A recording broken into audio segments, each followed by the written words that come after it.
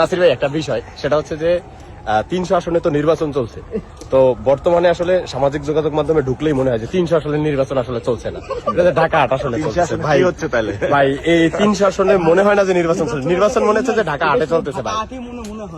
কি কি কি অবস্থা ভাই, কি কি চলছে আসলে? এই যে কি চলছে, সবার মোবাইল কাজা নিতেছে পরে তুমি জানো না যে আব্বাস সাহেব হলো মোবাইল কাজা নিয়ে গেছে বিরক্ত হয়ে।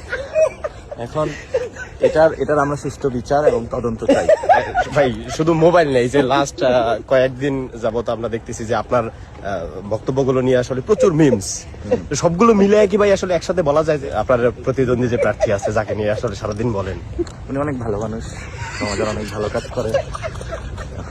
তোমরা হাসছো কেন? I am telling the truth. উনি একটা কলেজ প্রতিষ্ঠা করেছে এবং আমি আজকে সকালে বাসায় ওনার একটা লিফলেট পেয়েছি, এটার মধ্যে 3-4 পেজ লেখা উনি কি কি করেছে। মুগদা কলেজ মানে মুগদা হসপিটাল মানে 9 নাকি 8? মুগ্ধা নয় না, আচ্ছা ঠিক আছে।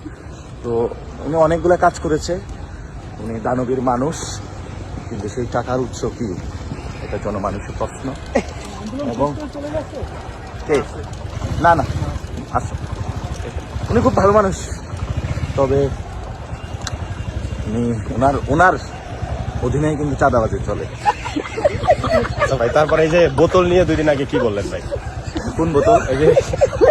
না, ওইটা হলো কার্জনে মির্জা আব্বাসের এক লোক হলো বোতল নিয়ে ধরা খেয়েছে, কি ষড়যন্ত্র চাপা বসছে। হ্যাঁ, এটা কেরু।